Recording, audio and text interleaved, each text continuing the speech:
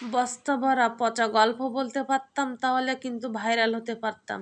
আমরা যে ওই বস্তা ভরা পচা গল্প বলতে পারি না, সাজিয়ে গুছিয়ে কথা বলতে পারি না, এজন্য আমাদের ভিডিও ভাইরাল হয় না। আমি অনেকের দেখেছি যেভাবে হোক ভিডিও ছাড়লে ভাইরাল হয়ে যায়, এলোমেলো করে কথা বললেই ভাইরাল হয়ে যায়। কেন জানি না আমাদের ভিডিওগুলো ভাইরাল হয় না। মাঝে মধ্যে তো এমনও মনে হয় যার ধুর ভিডিওই দেব না, কি আর করব, ওই যে একটা পেজ খুলে বসেছি, এটাকে তো আবার একটু ভিডিও দিতে হবে। আসসালামু আলাইকুম, সবাই কেমন আছেন? আশা করছি সবাই অনেক ভালো আছেন। এই যে দেখুন ফুলকপিটা, এটা আমার ছেলে খেতে চাইছিল, তো সেইভাবেই আনা। আর আনার পর যখন এই ফুলকপিটা আমি করতেছি, তখন প্রথমবার যখনই মানে বড়িতে পোষ দিছি, দেখুন গুঁড়ো গুঁড়ো হয়ে গেছে চারি সাইডে। এদিকে কিন্তু বটির গায়েও কিন্তু লাগানো আছে। আর প্রথমবার তো আমি পরিষ্কার করে নিয়েছি, তারপরও সারা জায়গায় ছড়াই যাচ্ছে। তো ফুলকপিটা যেহেতু ছেলে শখ করে খেতে চাইছে, এই জন্যই হচ্ছে আনা, না হলে তো আর আনতামই না। তো এই ফুলকপি দিয়ে আলু দিয়ে মাছ দিয়ে রান্না করব। তো আজকে বলবে এই হলুদ ফুলকপিটা কেমন লাগে খেতে, যেহেতু প্রথমবার খাচ্ছি তো আপনাদের সাথে শেয়ার করছিলাম। দুইটা আলু দিয়ে দেব আর টমেটো, ফুলকপি আলু টমেটো দিয়ে মাছ দিয়ে রান্না করলে বেশ টক টক লাগে, ভালোই লাগে। তো এই যে আলু কাটা হয়ে গেছে, আরও একটা কেটে নেব, আর তারপরে পেঁয়াজ রসুন কেটে নিলেই কিন্তু হয়ে যাবে।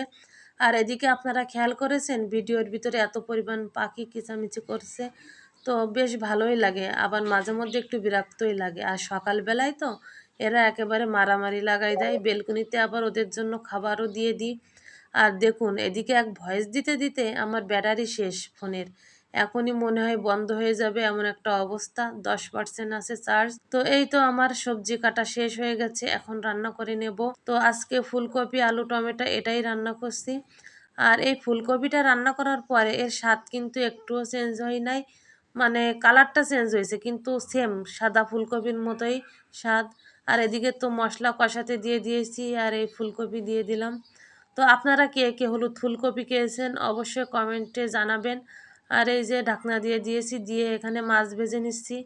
আর এই তেলাপিয়া মাছগুলো বাড়ি থেকে নিয়ে আসা, বাড়ির মাছ তো, এটা অনেক পুরো বাড়ির দিকে ঘেরের মাছ, অনেক পুরো পুরো হয়, খেতেও অনেক ভালো লাগে। তো আমার ওই যে একটা অভ্যাস, এটা হচ্ছে না ভেজে খেলে ভালো লাগে না। তো বেশি দিন হয় নাই, সপ্তাহখানি হয়েছে বাড়ি থেকে নিয়ে আসছিলাম। আর আরেকটা কথা, এই ভিডিওটা কিন্তু শীতের সময়, আর এখন কিন্তু রোজার সময় ভয়েস দিয়ে এটা দিয়ে দিয়েছি। তো তেলাপিয়া মাছ খেতে কে কে পছন্দ করেন? আমি তো অনেক পছন্দ করি। আর ফুলকপিটা চেয়েছিলাম শোল মাছ দিয়ে রান্না করতে, কিন্তু সেটা আর হবে না, শোল মাছ ফ্রিজে নাই। তো এটা দিয়েই চালিয়ে দিচ্ছি। আর ছেলে এদিকে মাথা খারাপ করে দিচ্ছে, ফুলকপি রান্না করো, হলুদ ফুলকপি খাবে।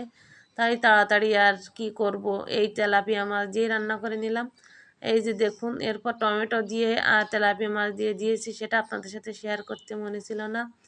তো এই ছিল আজকের ভিডিওটা কেমন লেগেছে অবশ্যই কমেন্ট করবেন। তো সবাই ভালো থাকেন, সুস্থ থাকেন, আল্লাহ হাফেজ।